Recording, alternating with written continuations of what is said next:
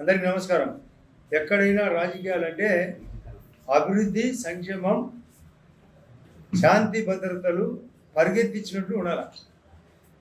ఈ కంప్యూటర్ యుగంలో అందులో సెల్ ఫోన్ వచ్చిన తర్వాత, బడ్జెట్ భారీగా పెరిగిన తర్వాత అటు కేంద్రము రాష్ట్ర ప్రభుత్వాల్లో అతి సులభమైన పాలన. నేషనల్ హైవే రోడ్లు కేంద్రమే భరిస్తున్నది, ఇండ్లు కేంద్రమే, టోటల్ అమౌంట్ సులభంగా. కరెంటు కూడా వన్ నేషన్ వన్ గ్రిడ్ కింద 8 టవర్స్ వచ్చినాయి, అవి కేంద్రమే. Solar, wind power, thermal power అంతా పెరిగింది కాబట్టి విండ్ ఎప్పుడైతే వచ్చిందో కరెంటు సప్లై అతి సులభము, తక్కువ ధరకు. అది కాకుండా జలజీవన మిషన్ కింద త్రాగునీళ్ళు సులభంగా సప్లై. బియ్యం 5 కేజీల బియ్యం సెంట్రలే టోటల్గా ఫ్రీ ఇస్తుంది. ఆరోగ్యము 90% కేంద్రమే భరిస్తుంది.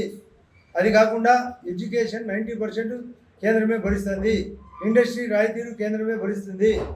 అత్యధిక బడ్జెట్ ఉండి కూడా గతంలో 32% బడ్జెట్ రాష్ట్రాలకు కేంద్రం ఇచ్చేది. మన్మోహన్ సింగ్ గారు ఉన్నప్పుడు 32, కానీ మోడీ గారు వచ్చినాక 42%. దాని వలన అతి సులభంగా పని చేయగలిగినా కూడా జగన్ రెడ్డి అన్నిట్లో అటు రైతుల పరంగా, చేనేతల పరంగా, మత్స్య కార్మికుల పరంగా, భవన కార్మికుల పరంగా, రియల్ ఎస్టేట్ రంగంగా, గనుల శాఖ పరంగా, సాగునీటి పరంగా, ఇండస్ట్రీ పరంగా, టూరిజం పరంగా అట్టర్ ఫెయిల్యూర్. ఇక్కడ స్థానికంగా ఒక్కరోజు స్థానిక ఎమ్మెల్యే జగన్ రెడ్డిని కలిసినది లేదు. కలిస్తే ఆయన కలవనివ్వడు. వీళ్ళు టోటల్గా లోకలంగాను పెట్టారు. ఇసుక, మట్టి, కంకర, భూ కబ్జాలు, ఇవి టోటల్గా ఇల్లు కట్టరు, పట్టించుకోరు. ఇటువంటి క్యారెక్టర్నెస్ స్థానిక ఎమ్మెల్యే. ఆయన అవినాష్ రెడ్డి గారు ఎప్పుడు తన సిబిఐ కేసులు చుట్టూ తిరగడం తప్ప పార్లమెంట్లో గలమెత్తినది లేదు. ఏ విధంగా ఇండస్ట్రీ కానీ ఇక్కడ కానీ వచ్చేది. గండికోట మునకను ముంచారు, రాజోల్ని ముంచారు ఇద్దరు కలిసి. అది కాకుండా స్టీల్ ఫ్యాక్టరీ ఎత్తిపోయింది. పైన గండికోట పోర్ట్ టూర్ కూడా టూరిజము 100కు 100 కోట్లు సెంట్రల్ గవర్నమెంట్ ఇచ్చినా కూడా దాన్ని కూడా పట్టించుకోకుండా ఓపెరాయ్ గ్రూపు కడతామని కూడా ఇలా ట్యాక్సులు భయపడి వాళ్ళు పారిపోయినారు. రోడ్లు పట్టించుకోలే, తాగునీళ్ళు అసలు పట్టించుకోలే. కరెంటు రేటు పెంచినారు, మద్యం రేటు పెంచినారు, డీజిల్ రేటు పెంచినారు, స్వాహాలు ఎక్కువైనాయి, ప్రతి దాంట్లో దోపిడీ. ఇటువంటి వాళ్ళకు ఓట్లు వేస్తే రైతు పట్టా పాస్బుక్లు కూడా వాళ్ళ పేర్లు పెట్టుకున్నారు. రేపు భవిష్యత్తులో పాస్బుక్లు కూడా అవి కూడా లోన్ ఎత్తారు. ఎట్లా బీవరేజ్ కార్పొరేషన్ పేరు పెట్టి ఎట్లా లోన్ ఎత్తినాడో మధ్య నిషేధమని, ఆ విధంగా ఎస్సీ, ఎస్టీ, బీసీ కార్పొరేషన్ల నిధులు కూడా వాడినాడు. పల్లెలకు ఇచ్చిన డబ్బులు వాడినారు. ఏ కాంట్రాక్టర్కు బిల్లు ఇవ్వడు. ఇది అటు ఆయన పాలన, జగన్ రెడ్డి పాలన ఎత్తిపోయింది, బందిపోటు పాలన. వీళ్ళు పందికొక్కులు ప్లస్ జరగల మాదిరి వీళ్ళ ఎంపీ, ఎమ్మెల్యే పాలన. ఇటువంటి వాళ్ళకు ఓట్లు వేయకూడదు. ఇది షర్మిలమ్మ ఓపెన్గా అవినాష్ రెడ్డి చంపలేదని అడుగుతుంది. మేము అడుగుతున్నాం, సిబిఐ అడుగుతున్నాం. జగన్ రెడ్డి భారతీయ పాత్ర లేకుండా ఇది జరగలేదు. ఇటువంటి క్యారెక్టర్ లెస్కు ఓట్లు వేస్తే మన జిల్లా ఇప్పటికే మంచి పేరుంది, కానీ వీళ్ళ వల్ల చెడ్డ పేరు వచ్చింది. వీళ్ళ ఇది ముగ్గురి యొక్క పాలనలో, అంటే జగన్ రెడ్డి, అవినాష్ రెడ్డి, సుధీర్ రెడ్డి పాలన భ్రష్టు పట్టింది.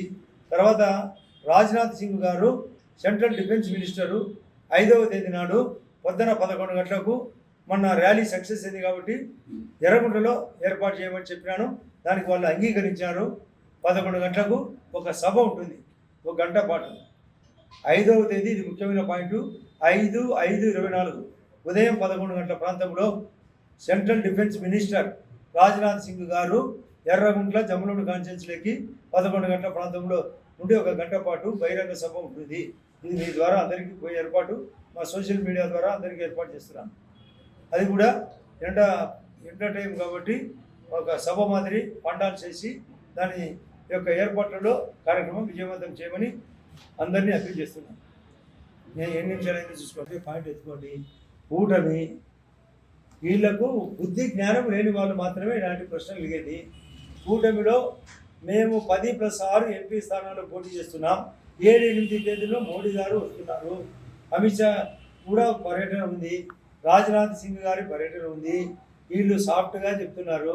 నేను గతంలో చెప్పిన, పోయిన నెల 17వ తేదీ నాడు మోడీ గారు పల్నాడు జిల్లాకు వచ్చినప్పుడు సాఫ్ట్గా మాట్లాడినాడు, మాకు అనుకూలంగా మాట్లాడినాడు అని పేరు ఆయన కామెంట్ చేస్తే నేను చెప్పిన సాఫ్ట్గా మాట్లాడడం మీకు ఇష్టంలే, నేను చెప్తూ కొట్టేట్టు మాట్లాడరా, మీకు బాగా కోరుకుంటున్నారు.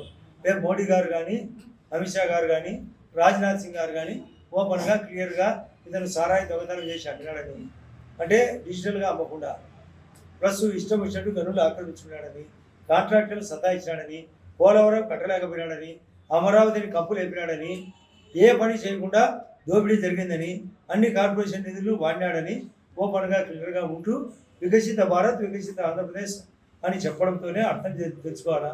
నాది గ్యారంటీ అని మోడీ గారు చెప్పాడు. మోడీ గారి గ్యారంటీ అంటే ఈ స్కీములు కూడా గ్యారంటీ, మీరు చెప్పే మేనిఫెస్టో కూడా గ్యారంటీ, ఈ రాష్ట్రం గ్యారంటీ వికసిత ఆంధ్రప్రదేశ్లో భాగం కాదా? వాళ్ళ మేనిఫెస్టో చెప్పేటప్పుడు వాళ్ళని చెప్పమన్నాడు. పైన ఆస్పిసెస్ అండదండలు ఉంటాయి. దేవుడు ఎక్కడంటే దేవుడు ఎవరైనా చూపుతారా?